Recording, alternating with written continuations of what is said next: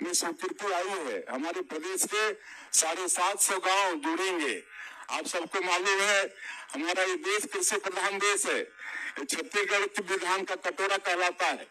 अटल बिहारी वाजपेयी जी प्रधानमंत्री बने, उसके पहले किसानों को अगर अच्छा से खेती करना है तो महाजनों से लोन लेना पड़ता था और सवैया बेढ़ा उसके बदले में देना पड़ता था। तो इस देश को किसानों के हित में किसान क्रेडिट कार्ड देने वाले भी पहले प्रधानमंत्री अटल बिहारी वाजपेयी जी हैं। आज किसान क्रेडिट कार्ड का लाभ उठा के हमारे देश के करोड़ों किसान आज लाभ पा रहे हैं। और हमारे छत्तीसगढ़ में सरकारी बैंक में 0% में किसान क्रेडिट कार्ड मिल रहा है। तो ये सब अटल बिहारी वाजपेयी जी के कारण ही ये सब संभव हुआ है। तो आज उनको फिर से उनके 101 जयंती के अवसर पर उनको बहुत बहुत नमन करते हैं, उनको श्रद्धांजलि अर्पित करते हैं।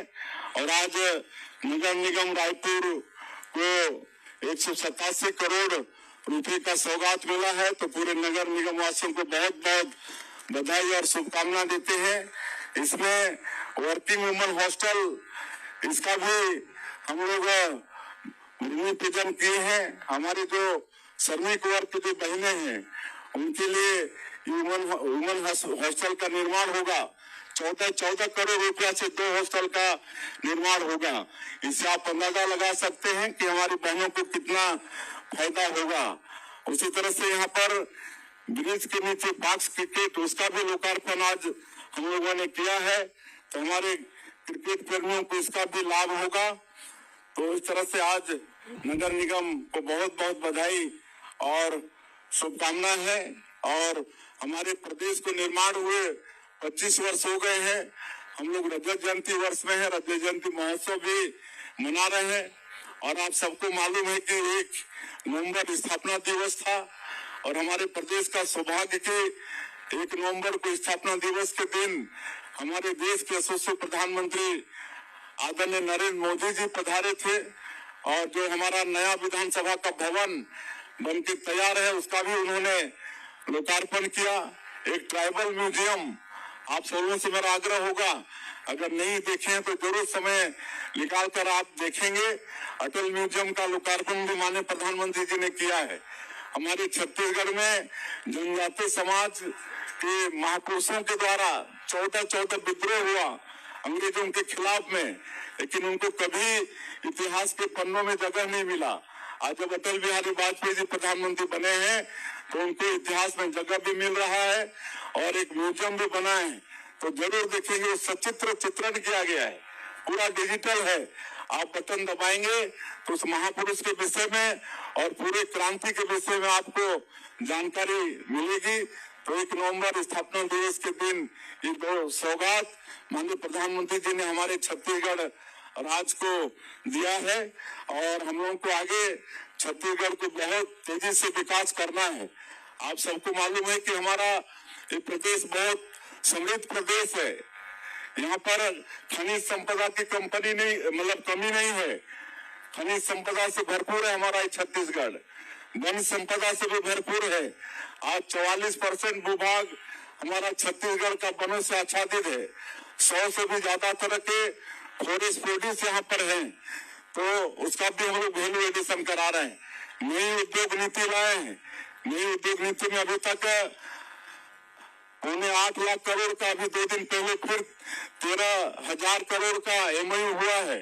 अभी हम 10,500 करोड़ का एक एमओयू हुआ है। अब हमारे प्रदेश में यूरिया खाद बनेगा।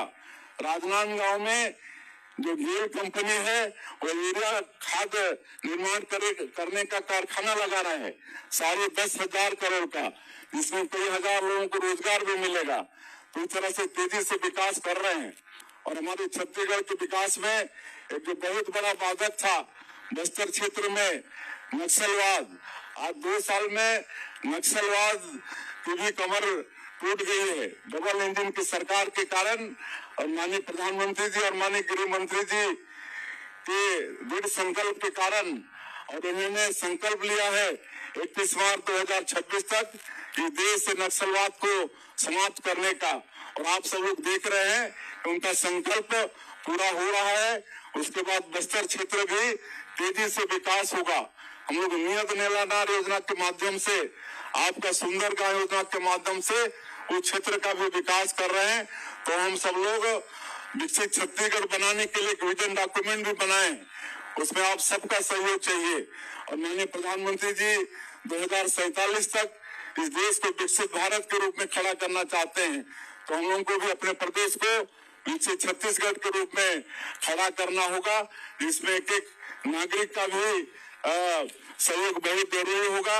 इसका भी आप सब लोगों से मैं आग्रह करूंगा। और ज्यादा नहीं कहते हुए, आज पीएम स्वनिधि योजना के 5 हितग्राहियों को हम लोग 50-50 हजार का लोन दिए हैं, उनको भी उनका चेक दिए हैं। बहुत बहुत बधाई, शुभकामनाएं।